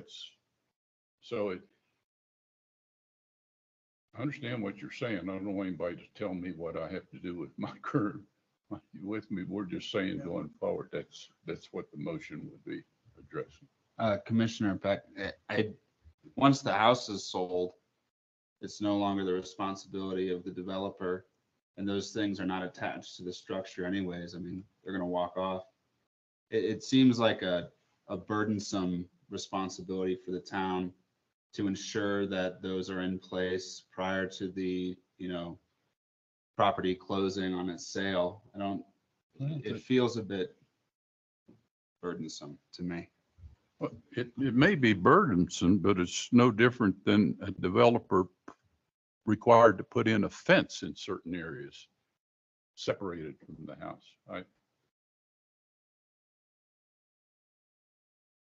I think that this is Commissioner Smith.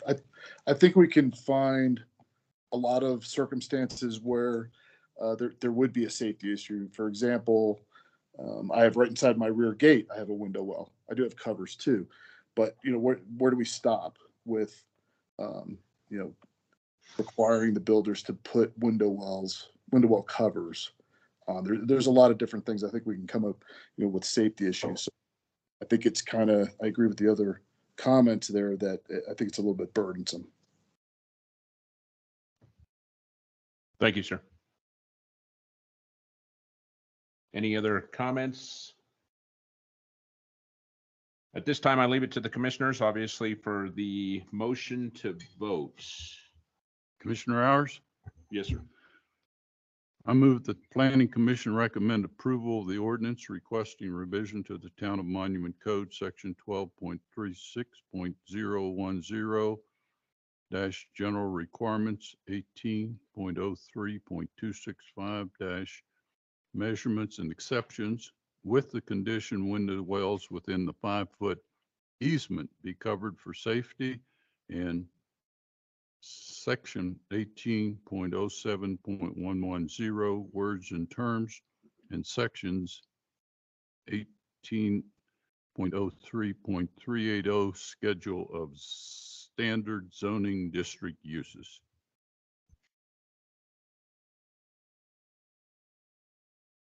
Second the motion. Chair Trujillo, Yes. Vice Chair Hours, Yes. Commissioner Peck. So I disagree with the condition. So would I say just a flat no based on the condition of the motion? Yes, you can vote either way, but if you want to vote no just because of that condition, I think just clarifying why you're voting no is Oh. acceptable. Yeah. Sure. So Commissioner Peck, no, due to the commission to require window well coverings. Perfect. Commissioner Green, Yes. Commissioner Egley, Yes. Commissioner Collins, No. Commissioner Smith, No, based on the added condition. that motion passes 4-3. Thank you, Luke. At this time, going to go ahead and move on to non-agenda public items. This closes the 4 items that we had on the docket here for today. Non-agenda public items, this is land development only, and I open that to staff or to anyone on the commission. No comments, staff, we good? Perfect. Next one, open up for reports, communications, and announcements. Any commissioners? I have a request. These CML things that we get are sometimes very interesting. I like them fine, but does APA still publish the planning commissioners? They don't? Okay. No, they no longer do age. that. I will look to see if they have any new documents, but they stopped that a while back, which was kind of sad. Also, we're trying to get subscriptions for the ones that don't have it yet. Thank you. Gentlemen, good? I'm good. Perfect. Want to commend staff, first off, the slide decks that you've been providing, Jeff, Luke, phenomenal. Okay, other than the JPEG PowerPoint pictures that somebody presented, phenomenal presentations. I mean, you're giving clarity, you're telling us exactly what it is, you're depicting all of the information. But I want to tell you, I mean, definitely commend it. It's probably the best I've seen since I've been here. So thank you very much for paying attention to it, depicting that, moving the slides, giving your slide numbers phenomenal, because this made it very easy to manage. So thank you very much. And the JPEG was pretty good though. Thank you very much. Steph. I have, so we have the Jackson Creek Parkway stakeholder meeting Thursday. We did go ahead and post it as an agenda, so that if any of your planning commissioners wanted to come, as you know, if we have 3 or more, we have to have an agenda or posted. So we have that one, and we have the public open house on May 23rd at Palmer Ridge, the north one. I mess up the words all the time, but the north one. And then the other change we've made to the staff reports that we hope you like is providing the link to the documents on demand that has all those. The change you're going to see in the next one is we're just going to provide a link to the file and then list the documents underneath it. The reason we want to do that is so that if we get an updated document, the links still work. So just letting you know, we're not going to put the whole document or the whole traffic report in your packet anymore. You can just click over and look at it. Some people like to look at them separately on 2 different documents. So that is the only other change you'll be seeing. But if you have any more, let us know. That's all I have. And we did pull, we went to council and we didn't bring it to you just because it was an appendices. It was a, what we consider an administrative document. So the appendices had our checklist and our applications attached. So we couldn't make any changes because it was a codified document. So we talked to the town attorney. He said, just pull it out and we can do that. So we've made some updates to the checklist. We're going to send some of those to you. Basically, it made it easier for us. We didn't change the items that were needed. What we did was change the format. So we give the checklist to the applicant. We check off what's needed. When they submit it back to us, they check off what they submitted to us. And then we can go through and do a determination. And we have fields where we can write it back and forth and say, well, you gave us an application, but you forgot to sign it, so it's still incomplete. Or if they want to argue that they don't need to do a geotechnical report, they can argue in there and we can decide if we accept that or not. And so that was the change we made to our checklist. We're combining our applications. We had one for CMRS and one for regular applications, and we really didn't need to. So here's an example of the old site plan checklist. As you can see, it was a mess with us trying to document what came in, what came out. Wow. And so the new one is here. So as you can see, it's a little more streamlined. It's easier for us to follow. We just document why we approve, why we say something's complete, why it's not, and we can actually tie it back to some items. So applicants can't say you're holding on to it too long or you're not. And then the application, the last one was the public improvements agreement. We've had applicants and developers look at it and they're like, it's full of typos. Some of the things don't apply anymore. So we have gone back through, corrected those areas. We are making some modifications to it. We'll be sending it back to the town attorney as needed. But we're also going to separate it out because a lot of people were confused because it's a public improvements agreement, but we also require it for public improvements on private property. So your parking lots, your sidewalks, your trash enclosures. So we're keeping the same document, naming it 2 things so people aren't confused anymore. So you'll have your public improvements agreement for your streets, your roads, your drainage, and then you'll have your site improvements agreement for parking, paving, trash enclosures. So, and then this also allows us to tailor it. So for instance, we have someone who is a metro district and they're doing all of the improvements. And the question is, does a metro district really have to bond if they already have the bonding themselves? So we have the attorney looking at that, but by decodifying it allows us to work within the agreement that we have to fit each application, whether we need to expand it, add things in. One of the things we talked about was adding in something tied, to escrow agreements. So instead of having to do a separate escrow agreement, we could write that into the public improvements agreement and tie down how much we need to be set aside for escrow. So it just allows us to work within the documents we already have without having to take it to council every time we see a typo or a change or want to change the format. So any questions on that one? No question on that. Okay. Commissioner Hours has another question though. Are we going to see that annex come to us at some point? We most likely it will be the June 14th, I believe is the date. So we will be setting the public hearing at the June 5th meeting for the actual annexation hearing, but you will be seeing the annexation and the zoning most likely on June 14th. That's when we should have brought him in. So We the have- room will be full. We have encouraged them to get busy getting the public meeting going. So they're trying to get something set for the end of May before the planning commission meeting, just to bring people back into the fold so we can talk. Perfect. All right, next meeting date is again, as you mentioned, June 14th, and that'll be at 6 p.m. here at the building again, but that'll be June 14th. I'd move to adjourn the meeting at this time. Thank you, staff. Thank you all for attending, and at this time we adjourn.